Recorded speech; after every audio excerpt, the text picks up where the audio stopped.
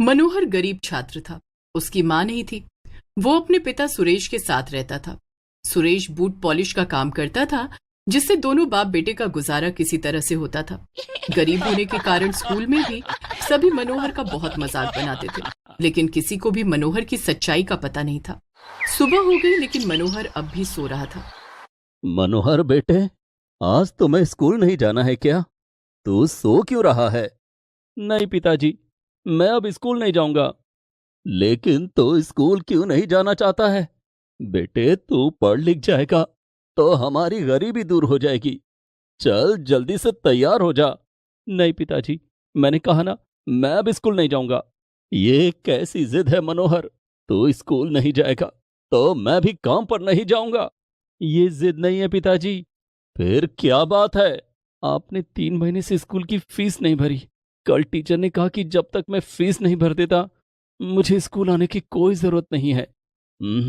तो ये बात है। मैं आज ही तेरे स्कूल की फीस का इंतजाम करता हूँ। ऐसा कहकर सुरेश जूते पॉलिश करने का सामान लेकर घर से निकल पड़ता है। मनोहर सरकारी स्कूल में पढ़ता था।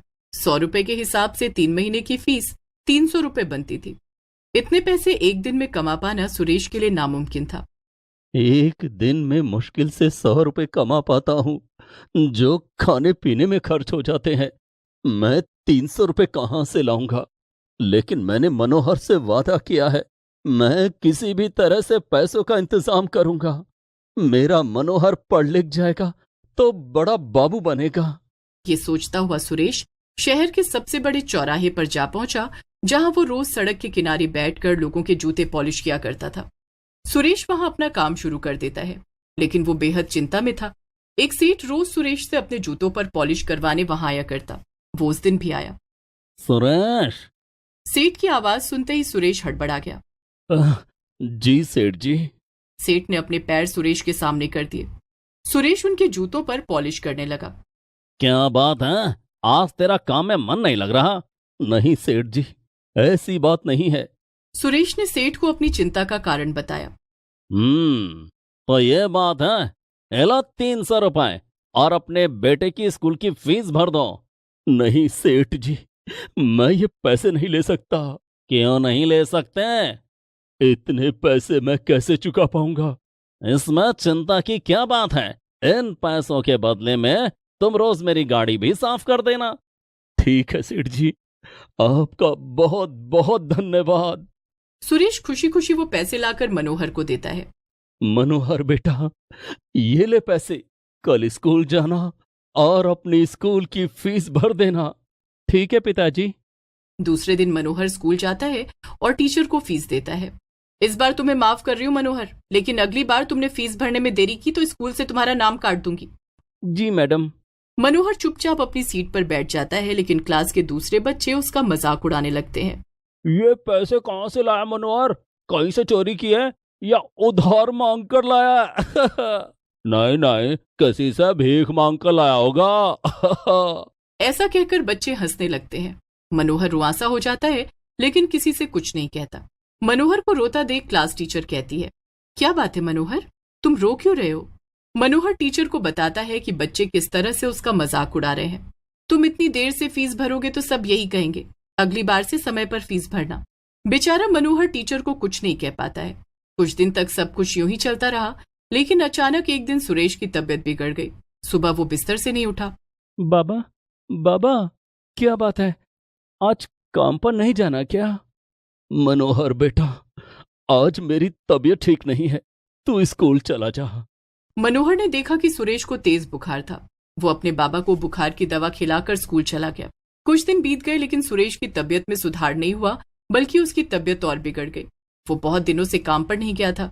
ये देखकर मनोहर ने सोचा, बाबा की तबीयत बिगड़ती जा रही है, मेरे पास दवाइयों के लिए पैसे नहीं है, घर में खाने के लिए भी कुछ नहीं है, स्कूल की फीस भरने की तारीख भी नजदीक आ रही है, मुझे कुछ करना होगा।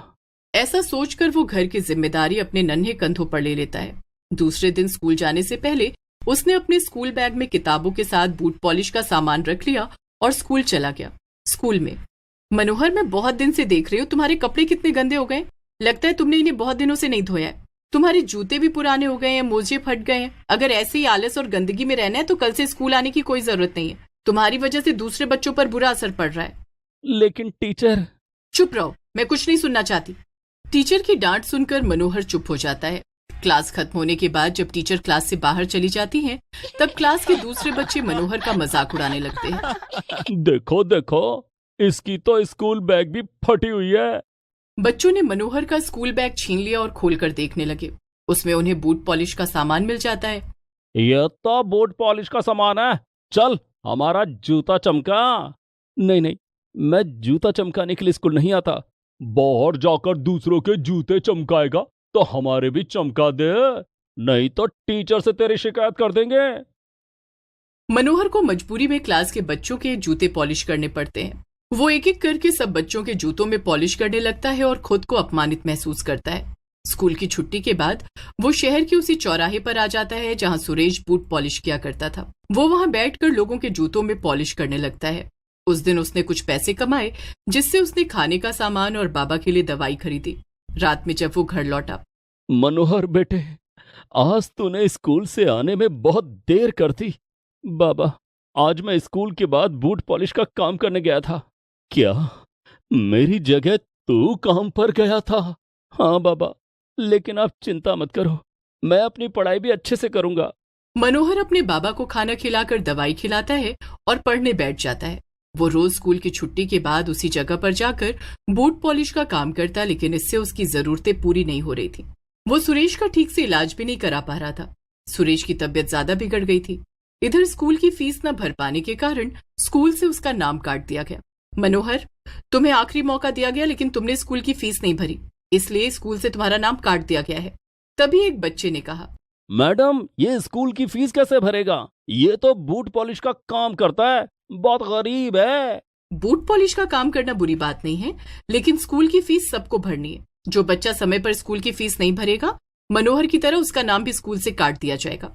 सभी बच्चे मनोहर की तरफ देखकर हंसने लगते हैं। मनोहर अपना स्कूल बैग लेकर वहां से निकल जाता है और बूट पॉलिश करने के लिए उसी जगह पर आकर बैठ जाता है। सुबह का वक्त था। उस समय वही सेठ अपनी गाड़ी पर सवार होकर वहां से गुजर रहा था, जिससे सुरेश ने 300 रुपए उधार लिए थे। उसने मनोहर को देखा तो अपनी गाड़ी रुकवाई। वो गाड़ी से उतरकर मनोहर के पास गया। तुम कौन हो? मेरा नाम मनोहर है। यहाँ पर सुरेश नाम का एक आदमी बैठा करता था, जिससे मैं रोज अपने जूते पॉलिश करवाता था। बहुत दिनों से वो नहीं आया। वो मेरे बाबा हैं। वो काफी दिनों से बीमार हैं, इसीलिए उनकी जगह मैं काम पर आता हूँ। लाइए, मैं आपके जूतों में पॉलिश कर देता हूँ। मनोहर सेठ के जूतों में पॉलिश करने लगता है। तुम स्कूल नहीं जाते? जाता था, लेकिन क्या? पैसे नहीं होने की वजह से स्कूल से मेरा नाम काट दिया गया है। मुझे अपने बाबा के पास ले चलो। ठीक है। मनोहर सेठ की गाड़ी में बैठ जाता है और उसे अपने घर ले जाता है। वहां पहुंचकर सेठ जब सुरेश की हालत देखता है तो उसका दिल पसीज जाता है। वो उसे अपनी गाड़ी में बिठाकर अस्पताल ले जाता है और सुरेश का इलाज करवाता है। कुछ दिन के बाद वो बिल्कुल ठीक हो जाता है। आपका ये एहसान मैं कभी नहीं चुका पाऊंगा सेठ जी। तुम चुका सकते हो सुरेश। वो कैसे सेठ जी? तुम्हारा बेटा मनोहर बहुत ईमानदार और मेहनती है। मैं चाहता हूं कि जब मैं बूढ़ा हो जाऊं तो वो मेरी देखभाल करे और मेरा कारोबार संभाले। लेकिन मालिक, मैं बहुत गरीब हूं।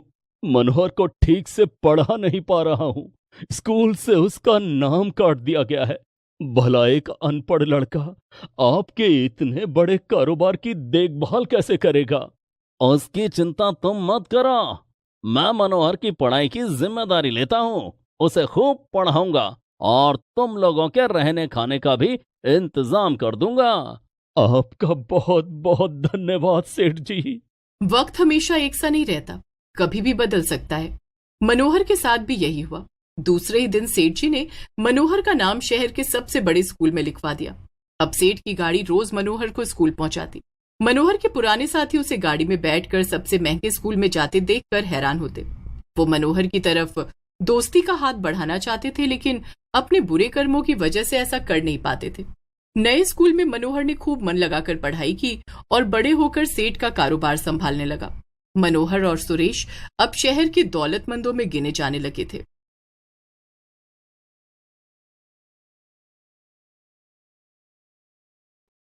फागुनी एक गरीब स्कूल स्टूडेंट थी। वो देखने में तो सुंदर थी, लेकिन उसके सिर पर बाल नहीं थे, जिस कारण स्कूल में सब उसका मजाक उड़ाते थे। लेकिन एक दिन कुछ ऐसा हुआ कि फागुनी के सिर पर बेहद लंबे और सुंदर बाल आ गए। ये सब कैसे हुआ, जानने के लिए देखते हैं गरीब स्कूल स्टूडेंट के लंबे बाल। फागुनी के पिता बचपन में ही उसे छोड़कर चले गए थे। उसकी माँ सुजाता एक स्कूल में सफाई का काम करती थी। एक दिन उसने स्कूल की प्रिंसिपल से गुजारिश की, प्रिंसिपल मैडम, मेरी बेटी फागुनी 4 साल की हो गई है, उसे भी अपने स्कूल में भर्ती कर लीजिए। लेकिन सुजाता, हमारे स्कूल की फीस तुम्हारी सैलरी से भी ज्यादा है, क्या तुम स्कूल की फीस भर पाओगी? मैडम आप तो जानती हैं कि मैं कितनी गरीब हूँ, मैं इतने पैसे कहाँ से दे पाऊंगी। अगर आप दया करके फागुनी की स्कूल फीस माफ कर देंगी तो आपकी बहुत मेहरबानी होगी, प्लीज मैडम। ठीक है सुजाता, तुम इतना कह रही हो तो कल अपनी बेटी को स्कूल ले आना, मैं उसका एडमिशन यहाँ करा दूंगी। Thank you madam, thank you. दूसरे दिन सुजाता फागुनी को लेकर स्कूल आती है। प्रिंसिपल ने देखा कि फागुनी गंजी थी। ये तो गंजी है मैडम, जब ये छोटी थी तब इसका मुंडन कराया था, उसके बाद इसके सिर पर बाल ही नहीं आए। ठीक है। प्रिंसिपल ने फागुनी का एडमिशन स्कूल में कर लिया। फागुनी जब अपनी कक्षा में पहुंची तो सभी बच्चे उसे गंजी कहकर चिढ़ाने लगे। गंजी गंजी गंजी गंजी गंजी गंजी गंजी गंजी। क्लास टीचर ने भी फागुनी को देखकर मुंह बना लिया। ये गंजी लड़की कौन है? देखने में तो बहुत गरीब लग रही है। इस गरीब के इतने महंगे स्कूल में एडमिशन कैसे हो गया? मैडम, मेरी माँ इस स्कूल में सफाई का काम करती हैं। अच्छा, तो तुम उस गरीब सुजाता की बेटी हो जो पूरे स्कूल में झाड़ू पोछा करती है। उफ, एक तो गरीब ऊपर से गंजी। जाओ बैठ जाओ। फागुनी आगे वाली बेंच पर बैठने लगती है। तुम्हें बेंच पर बैठने के लिए किसने कहा? पीछे जाकर जमीन पर बैठो। फागुनी सबसे पीछे जाकर जमीन पर बैठ जाती है। फागुनी, कल से स्कूल ड्रेस में आना। सभी बच्चे स्कूल ड्रेस में आते हैं और बालों में ब्लू रिबन लगाकर चोटी करते हैं। तभी एक स्टूडेंट ने कहा, लेकिन मैडम, इसके सर पर तो बाल ही नहीं है, ये ब्लू रिबन लगाकर चोटी कैसे करेगी? उस बच्चे की बात सुनकर सभी हंसने लगते हैं। फागुनी के गंजेपन के कारण सभी उसके साथ बहुत बदतमीजी करने लगे। ए गंजी, चल मेरा जूता साफ कर। ए गंजी, चल मेरा जूता साफ कर। लेकिन मैं तुम्हारा जूता क्यों साफ करूं? क्योंकि तू एक गरीब सफाई वाली की बेटी है, उस पर से गंजी भी है। अब चल जल्दी से जूता साफ कर। फागुनी को उसके जूते साफ करने पड़ते हैं। क्लास टीचर रश्मि भी क्लास की साफ सफाई फागुनी से करवाती। ए गंजी, चल सारे बेंच को कपड़े से चमका दे। तुझे दिखाई नहीं देता बेंच पर कितनी धूल जमी हुई है? अमीर बच्चों के स्कूल ड्रेस गंदे हो जाएंगे। लेकिन मैडम, मैं यहाँ पढ़ने आई हूँ, सफाई करने नहीं। मुझसे जुबान लड़ाती है। एक तो हम तुझे झेल रहे हैं, वो कम है क्या कि तू मुझे पलटकर जवाब भी देने लगी? कान खोलकर सुन ले, कल से तेरे सिर पर बाल नहीं आए ना तो प्रिंसिपल से तेरी शिकायत करके तुझे और तेरी माँ दोनों को स्कूल से निकलवा दूंगी। टीचर की बात सुनकर फागुनी बहुत परेशान हो जाती है। स्कूल की छुट्टी के बाद वो घर जाने लगती है, लेकिन परेशान फागुनी को पता ही नहीं चलता है कि वो घर की ओर नहीं बल्कि जंगल की ओर जा रही है। वो रास्ते में एक पेड़ के नीचे बैठ जाती है और रोने लगती है। मैं एक ही दिन में अपने सिर पर बाल कहाँ से लाऊं? अगर मेरे सिर पर बाल नहीं आए तो रश्मि मैडम मुझे और माँ दोनों को स्कूल से निकलवा देंगी। फिर माँ की नौकरी भी छूट जाएगी। हे भगवान, तुमने मुझे गंजा क्यों बनाया? फागुनी रो रो कर भगवान से प्रार्थना कर रही थी, तभी वहां पर एक बूढ़ी औरत आती है। अरे बेटी, तुम इस घने जंगल में क्या कर रही हो और तुम रो क्यों रही हो? फागुनी ने देखा कि उस औरत के बाल बहुत लंबे और घने थे जो जमीन को छू रहे थे। क्या मैं जंगल पहुंच गई? हाँ, तुम जंगल में हो। ये बहुत खतरनाक जंगल है। यहाँ जंगली जानवर रहते हैं जो तुम्हें खा जाएंगे। अच्छा ही होगा अगर वे मुझे खा जाएंगे, मुझे इस जिंदगी से छुटकारा मिल जाएगा। क्या बात है, तुम क्यों परेशान हो? मुझे बताओ, शायद मैं तुम्हारी परेशानी दूर कर सकूं। मेरी परेशानी मेरा गंजापन है। मेरे सिर पर बाल नहीं है, इसीलिए स्कूल में सब मेरा मजाक उड़ाते हैं। अब तो रश्मि मैडम ने कह दिया है कि कल तक मेरे सर पर बाल नहीं आए तो वो मुझे और मेरी माँ को स्कूल से निकलवा देंगी। हम लोग बहुत गरीब हैं, अगर मेरी माँ को काम से निकाल दिया गया तो हम लोग भूखों मर जाएंगे। हो, तुम परेशान मत हो, तुम्हारे सिर पर अभी बाल आ जाएंगे। मैं एक जादूगरनी हूँ, मैं ऐसा जादू करूंगी कि जो लोग तुम्हारा मजाक उड़ाते हैं और तुम्हारे साथ बुरा व्यवहार करते हैं, उनके सर के बाल उड़कर तुम्हारे सिर पर आ जाएंगे। वे लोग गंजे हो जाएंगे और तुम्हारे सर पर बाल आ जाएंगे। क्या ऐसा हो सकता है? हाँ, बिल्कुल हो सकता है।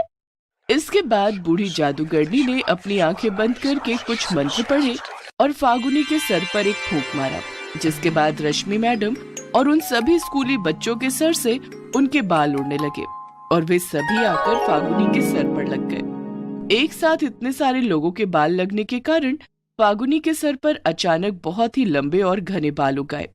इधर रश्मि मैडम और सारे स्कूली बच्चे एक साथ गंजे हो गए। अरे, मेरे सर के बाल कहाँ चले गए? मैं गंजी कैसे हो गई? अब मैं स्कूल कैसे जाऊंगी? मैं उस गरीब और गंजी फागुनी के साथ बुरा व्यवहार करती थी, कहीं ये सब उसी का नतीजा तो नहीं? रश्मि मैडम फूट फूट कर रोने लगती है। इधर स्कूल के बच्चे भी अपने आप को गंजा देखकर रोने लगते हैं।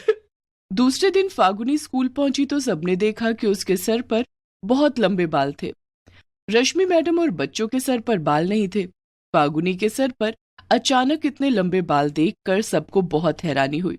फागुनी, तुम्हारे सर पर एक ही रात में इतने लंबे बाल कैसे आ गए? ये सब अपने अपने कर्मों का फल है मैडम। मेरे गंजेपन के कारण आप मुझे और मेरी माँ को स्कूल से निकलवाना चाहती थी ना। अब आप लोग गंजे हो गए। अब मैं आप लोगों की शिकायत करके आप लोगों को स्कूल से निकलवा दूंगी। फागुनी की बात सुनकर रश्मि मैडम ने हाथ जोड़कर उससे कहा, नहीं फागुनी, ऐसा मत करना, मुझसे बहुत बड़ी गलती हो गई, मुझे माफ कर दो। अगर मेरी नौकरी चली गई तो मेरा और मेरे परिवार का गुजारा कैसे होगा? क्लास के बच्चों ने भी फागुनी से माफी मांगी और वादा किया कि वे सभी अब कभी फागुनी के साथ बदतमीजी नहीं करेंगे। ठीक है, मैंने आप लोगों को माफ किया, लेकिन फागुनी, हमारे सर पर दोबारा बाल कैसे आएंगे? हम सब गंजे नहीं होना चाहते हैं। अगर मेरे सिर पर बाल नहीं आए तो मेरी शादी नहीं होगी। आप सभी के सर पर दोबारा बाल आ जाएंगे, लेकिन आप लोगों को मेरी बातें माननी होंगी। रश्मि मैडम और सभी बच्चों ने फागुनी से वादा किया कि वो जो कहेगी वे लोग वही करेंगे।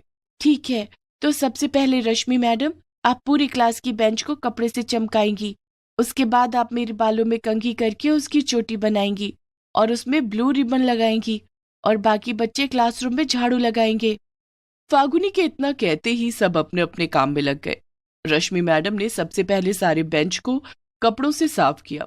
उसके बाद वे फागुनी के बालों में कंघी करने लगी, लेकिन फागुनी के बाल इतने लंबे थे कि वे रश्मि से संभल ही नहीं रहे थे। रश्मि मैडम, अगर मेरे बालों को कुछ हुआ और चोटी अच्छी नहीं बनी तो याद रखना, आप हमेशा के लिए गंजी ही रहोगी। नहीं नहीं फागुनी, तुम्हारे बालों को कुछ नहीं होगा, मैं अच्छे से इनकी चोटी बनाऊंगी।